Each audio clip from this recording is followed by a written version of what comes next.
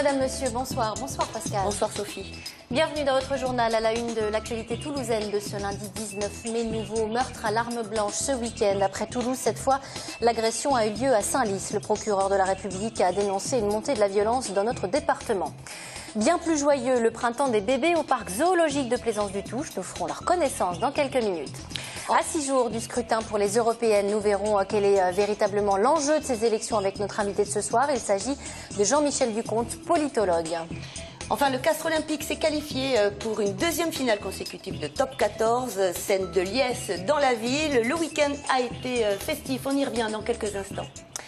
Mais tout d'abord, donc, 2 meurtres en une semaine à l'arme blanche. Le week-end dernier, dans le centre de Toulouse, une rixe faisait un mort et plusieurs blessés. Ce week-end, dans la nuit de vendredi à samedi, à Senlis, un homme a été frappé plusieurs fois à coups de couteau.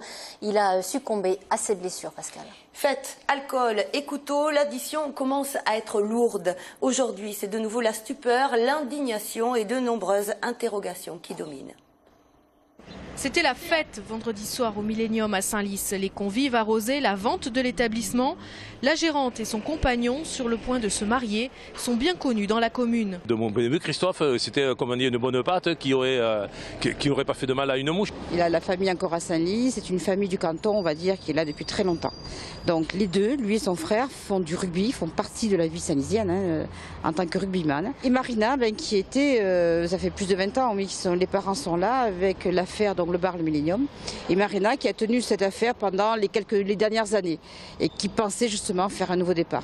Mais à 3h30, la soirée tourne au drame. Un homme blesse le père de la gérante et tue Christophe Capellari en le poignardant à 3 reprises.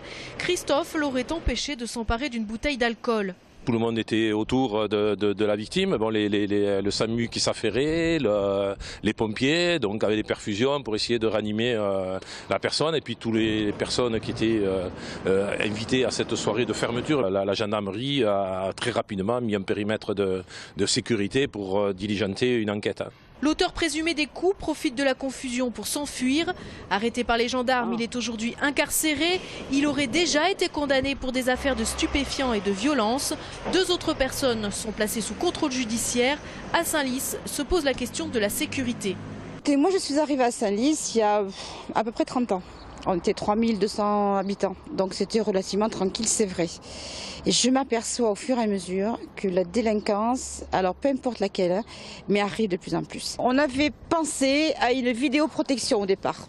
Alors déjà la vidéoprotection tout simplement parce que ça peut aussi dissuader. Et on a demandé aussi à ce que la police municipale tourne plus. Mais déjà, je vais réunir la gendarmerie et quelques représentants de la société civile pour essayer de voir comment on peut pallier à un événement dramatique comme celui que nous venons de vivre dans cette nuit de vendredi à samedi. Je n'ai pas d'idée à arrêter là, parce que je pense qu'il faut co-construire cette action. À Senlis, la solidarité se met en place. Les commerçants commencent aujourd'hui à porter le deuil d'un voile ou d'un ruban noir sur leur vitrine. Le nettoyage du bar qui devait être prochainement repris est assuré gracieusement. Plusieurs commerçants ont installé des urnes ainsi que les mairies de Senlis, Fontenay, Fonsorbe et Sainte-Foy de Pérolières afin d'apporter un soutien à la famille. Enfin, une marche blanche devrait se tenir samedi prochain. Dans le reste de l'actualité toulousaine, cette nouvelle action du DAL, le droit au logement dans le quartier Bellefontaine ce matin. L'association s'est mobilisée devant l'antenne du bailleur social Patrimoine Languedocienne au Mirail. Une dizaine de militantes envahissent les locaux afin de débloquer la situation de familles du Mirail qui ont fait des demandes de déménagement auprès de leurs bailleurs. Mais pour l'instant, c'est une fin de non-recevoir. Malika et Laïdi, adhérents au DAL, attendent une réponse de Patrimoine, leur bailleur social, pour changer de logement. Un appartement plus petit que le sien à Bellefontaine, dans un autre quartier pour Malika et ses 2 enfants. Laïdi, lui, espère un T3 ou un T4 à la place du T2 dans lequel il vit à Bagatelle avec sa femme et ses 2 enfants. Ça fait 3 ans que je viens voir les responsables de Patrimoine. Et toujours les mêmes réponses. Au début, on n'a rien, on a beaucoup de demandes. Il faut voir le 1%, il faut voir ça, il faut ça. Et là, on est 4 sur un logement T2 et voilà, on a marre, c'est trop. Et voilà, c'est pour ça que j'ai parti voir l'association logement le DAL pour un lutte collective pour moi et pour les autres. Pour faire avancer les demandes de ses adhérents éligibles au logement social, le DAL a pour habitude d'envahir les locaux des bailleurs sociaux. Depuis 2008, date de sa création, l'association compte 300 adhérents à Toulouse qui se renouvellent chaque année. On va vous aider à partir du moment où vous militez et vous luttez pour trouver votre logement. Militer, ça veut dire participer aux actions, aux réunions de formation que propose le DAL. On ne lutte pas simplement pour son problème de logement, mais aussi pour celui du voisin. On a des petites victoires, chaque fois, ça ne dépasse pas d'un coup la dizaine de personnes, mais accumulé, ça commence à faire beaucoup et on est totalement légitime aujourd'hui à représenter les mal logés, les non logés. Preuve en est encore aujourd'hui. En fin de matinée, le DAL a obtenu un rendez-vous le 5 juin prochain au siège de Patrimoine pour débloquer la situation des 3 adhérents concernés. Pourquoi faut-il en arriver là? Mener ce type d'action pour faire évoluer les demandes de logements sociaux ou de mutation de logements? Contacté par téléphone, Patrimoine n'a pas souhaité nous répondre. On ouvre une page politique à présent, J-6 avant les élections européennes. Avant de revenir sur l'enjeu de ce scrutin avec notre invité, le politologue toulousain Jean-Michel Ducomte, je vous propose d'écouter Jérôme Pic. Il est le 6e candidat sur la liste l'Occitanie pour l'Europe des peuples. Il revient sur sa vision de l'Europe et nous explique l'importance de conserver la langue occitane. C'est son principal cheval de bataille. Nathalie Vitezac et Valentin Couder l'ont rencontré ce matin. Monsieur Jérôme Pic, pourquoi défendre la langue l'occitan alors que c'est une langue très peu parlée? Alors la langue occitane, c'est un fait, est très peu parlée. Je a tout personnel qu'elle a parlé encore. Mais justement, c'est parce qu'elle est peu parlée qu'il faut se battre pour la conserver, voire récupérer des locuteurs si possible. D'où l'intérêt de présenter cette liste européenne pour bien appuyer sur la revendication occitane. Donc c'est pour ça. Vous souhaitez avoir une place au Parlement ou vraiment vous pensez que ce programme politique puisse être réalisable? Alors bien sûr, on pense qu'il faut réformer l'Europe, c'est un fait. L'idée de l'Europe est une bonne chose en soi, on pense, c'est pour ça qu'on se définit comme européiste. Mais alors il faut vraiment la réformer parce que je ne vous apprends rien en vous disant que le navire coule, quoi. Il faut vraiment réformer et c'est très urgent. Alors après, sur le court terme, on se présente à ces élections, mais on espère avoir un élu, mais on ne se fait pas trop d'illusions parce qu'on représente peu électoralement parlant. On n'a pas les moyens des gros partis. Les gros partis, ils peuvent donner des bulletins dans toutes les communes. Nous, étant donné que le PNO n'a pas les moyens financiers de financer autant de bulletins, on ne pourra pas présenter des bulletins dans toutes les communes. Européenne le 25 mai, dimanche prochain. Il s'agit de désigner les 751 députés du nouveau Parlement européen qui vont désigner le prochain président de la Commission européenne dans un contexte économique et social difficile dans toute l'Europe. La circonscription sud-ouest regroupe les régions Aquitaine, Languedoc-Roussillon et Midi-Pyrénées. Elle compte 8,9 millions d'habitants. Les députés actuels Alain Lamassoure, UMP, Françoise Castex, PS, José Bové, Europe Écologie en sont issus. 10 sièges de députés sont à pourvoir dans le sud-ouest. Alors, pourquoi boude-t-on particulièrement ce scrutin? Ce n'est pas le premier scrutin européen qui semble être boudé par les électeurs, puisque déjà en 2009, le taux de participation était modeste. J'ai un peu le sentiment que l'identité européenne n'a jamais traversé la conscience civique en France. Ce n'est pas le seul pays d'ailleurs qui soit dans cette situation. Et la plupart du temps, les gens utilisent le scrutin européen pour régler des questions nationales. Et lorsque on vote sans avoir égard à ce qu'est l'enjeu du scrutin, il est vraisemblable que soit on vote sans raison politique majeure, soit on reste chez soi. Donc c'est, je pense, lié à l'image même du scrutin européen. On dit aussi que par rapport au municipal, la campagne est atone, il y a un relais assez peu important dans la presse. Est-ce que ça peut aussi être une des raisons pour lesquelles y a-t-il une les campagne électeurs... Y a-t-il une campagne? Parce qu'on se rend compte que la campagne a démarré il y a quelques jours. C'est ça. Elle a démarré d'ailleurs essentiellement dans un cadre que les forces politiques ont souhaité rendre européen. Avec la difficulté, par exemple, que représente la langue, parce que le débat qui a eu lieu était une belle cacophonie, quel que soit l'intérêt des questions qui ont été évoquées. Donc je pense que, en France en particulier, il y a eu une surdétermination du scrutin municipal qui fait que les élections européennes apparaissent un petit peu comme des élections de deuxième zone, de deuxième choix. Alors selon les récents sondages, le FN arriverait en tête, c'est le cas en France, mais c'est le cas aussi dans tous les pays européens. C'est ce à quoi il faut s'attendre? À s'attendre, devant l'UMP, je ne sais pas si on doit s'y attendre, mais les sondages d'opinion laissent supposer effectivement un score important. Et pourquoi? C'est un vote de protestation. Je pense que on va le voir aussi en Grande-Bretagne, puisque tout le monde annonce que le parti anti-européen arrivera en tête en Grande-Bretagne, ce qui est un petit peu une nouveauté, puisqu'il fait échec au bipartisme ou au bipartisme ennemi de la Grande-Bretagne. Donc je pense, oui, que c'est une forme de désolation qu'expriment les citoyens par rapport à ce que représente pour eux l'Europe. Enfin, l'Europe ne fait pas l'objet d'une véritable appropriation civique, ni en France, ni dans les pays de l'Union européenne. Alors, il y a 25 listes aux élections européennes dans le sud-ouest, l'Eurorégion qui nous concerne, avec des noms plus ou moins connus. Donc, Michel Alliot-Marie pour l'UMP, Sandra Torre-Moca pour Lutte ouvrière, Louis Alliot pour le FN, Jean-Luc Mélenchon pour le Front de gauche, Philippe Poutou pour le NPA, nouveau parti anticapitaliste pour ne citer que. Est-ce qu'on peut s'attendre à des surprises pour autant et voir, pourquoi pas, certains partis percés comme Nouvelle Donne, par exemple? Alors, la difficulté tient au mode de scrutin. Pour avoir la chance d'obtenir un élu, il faut quand même un score relativement significatif. On peut le rappeler peut-être 8% à peu près. Ce qui fait que les petits partis, incontestablement, pour certains d'entre eux, me semble-t-il, on cite le cas du parti de la Route-Roux, qui vraisemblablement crée une forme d'appétence, parce que ce qu'il dit peut apparaître intéressant, notamment aux jeunes générations.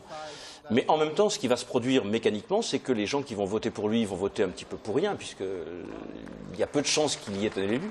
Et par contre, ça va enlever les voix aux grands partis, ce qu'on appelle les grands partis politiques. Et c'est une petite remarque là-dessus, c'est que au-delà de la participation faible, il y a une composante également qui va être importante dans le résultat. C'est le pourcentage de voix obtenues par les petits partis qui sont presque pas des voix inutiles. C'est une nouvelle donne en tous les cas. Mais Jean-Michel Ducomte, quels sont finalement les grands enjeux de ce scrutin? Alors, il y a d'abord les enjeux européens. Je pense qu'il faut mettre en avant d'abord les enjeux européens. C'est la première élection qui a lieu après le traité de Lisbonne, qui qui bouleverse pas le système institutionnel, qui, contrairement à ce qu'on a dit, ne fait pas du Parlement européen l'autorité de désignation du président de la Commission et des membres de la Commission. Le président reste toujours désigné par les chefs d'un gouvernement. Par contre, ce qu'a introduit le traité de Lisbonne, c'est que le choix doit se faire en fonction du résultat des élections européennes. Donc, le parti politique qui aura obtenu le score le plus important obtiendra naturellement la présidence de la Commission. Le temps passe très vite, on doit arrêter là. Merci pour vos éclairages, Jean-Michel Ducomte. Avant de refermer cette page politique et européenne, à noter la venue d'Hervé Morin, le président du Conseil national de l'UDI, demain pour une réunion publique salle Sanssoubra. C'est de l'Occitan à Toulouse, en soutien aux candidats UDI de la région Robert Rochefort, Muriel Boulmier et Jean Iglesis. Un mot de sport, à présent, avec le TFC qui termine sa saison sur une bonne note. Victoire 3-1 face à Valenciennes samedi au Stadium et une 9e place au classement final. Et puis du rugby, Sophie. Oui, nous aurons droit à la même affiche que la saison dernière. Castres affrontera Toulon en finale du top 14 le 31 mai prochain. Victoire méritée du Castres olympique samedi dernier à l'issue des prolongations. Et Liesse place Soult, tout cela en images. Sujet signé Samuel Prieur et Aurelio Rodin. Le top 14 touche à sa fin, le stade toulousain éliminé, on se penche avec intérêt sur les résultats du voisin castrais. Incroyable demi-finale samedi entre le CO et Montpellier. Un essai de chaque côté après 80 minutes, le match va se jouer sur des détails. Au bout des prolongations, alors que le score était de 19 partout, c'est un drop improbable du Fidjien Baye qui offre une seconde finale de top 14 consécutif au Castres olympique. Cocotte peut rêver conserver le bouclier de Brennus. Place Soult, en plein cœur du Tarn, les supporters ont vibré à l'unisson devant ce spectacle indécis. Une marée humaine bleue et blanche qui a crié, souffert, stressé, mais qui s'est finalement libérée au coup de sifflet final.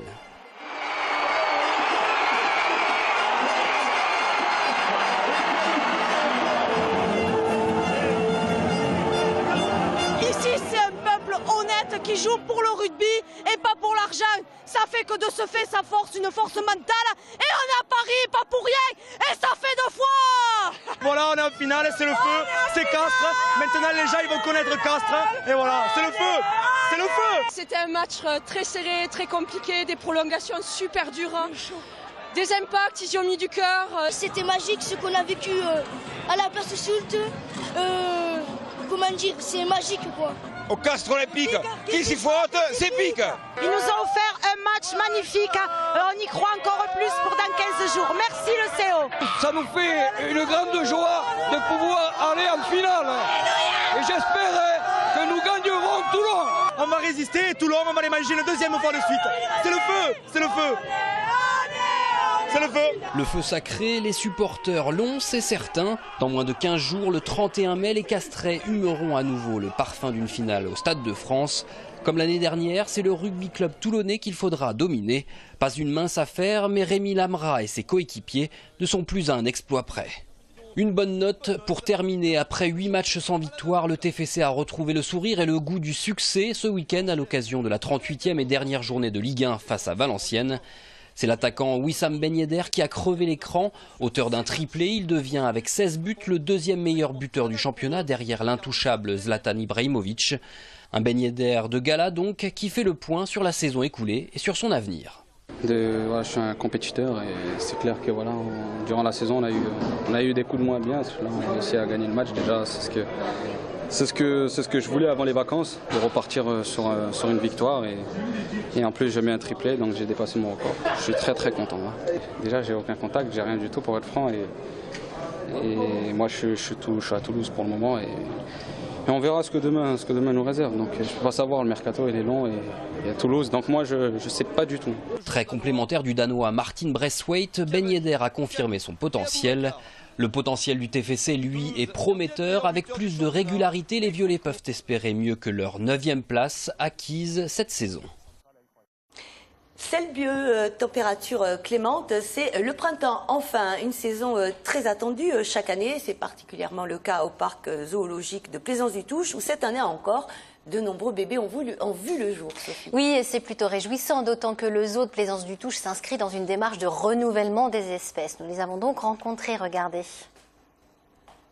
Voici Falbala, bébé dromadaire de 1 mois. Sa maman n'ayant pas voulu s'en occuper, elle est devenue en quelque sorte la mascotte du zoo de Plaisance-du-Touche. Et l'heure du bibi, c'est sacré. 4 fois 2 litres de lait par jour quand même. Falbala n'est pas la seule, le carnet rose du parc s'est bien rempli cette année encore.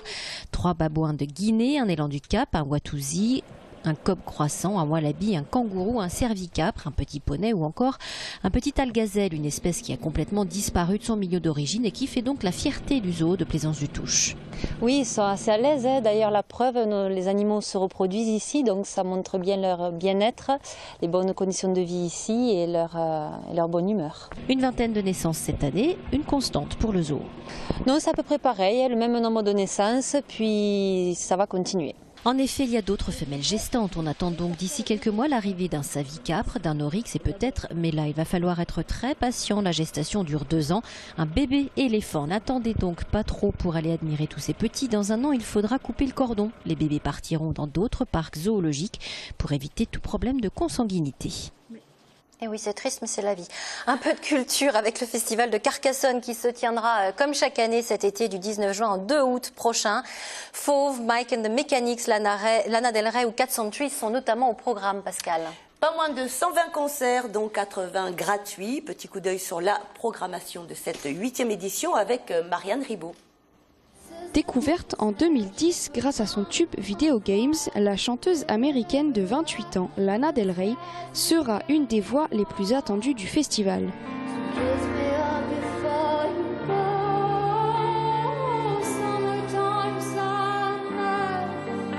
Le groupe électro-rock français Chaka Ponk fera trembler la scène du théâtre Jean Deschamps avec son nouvel album The White Pixel Ape. Chanteur, pianiste et compositeur, la star internationale Elton John pose son piano en France. Sa tournée affiche déjà complet. Pour les retardataires, le festival est votre dernière chance. C'est grâce aux réseaux sociaux que le collectif Fauve a été découvert par le grand public en 2011. Avec son titre Blizzard, ce groupe français proche du slam fait du spoken word. Vanessa Paradis, promue artiste féminine aux Victoires de la musique 2014, poursuit la tournée de son dernier album Love Songs, La quarantaine assumée. 3100 personnes pourront assister au concert payant au théâtre Jean Deschamps. Les spectacles gratuits seront répartis sur 14 scènes en plein air dans la ville. Fin de cette édition. Merci de l'avoir suivi. Merci Pascal. Merci Jean-Michel de m'avoir accompagné. Prochain rendez-vous avec l'information toulousaine demain, même endroit, même heure. Excellente soirée sur TLT.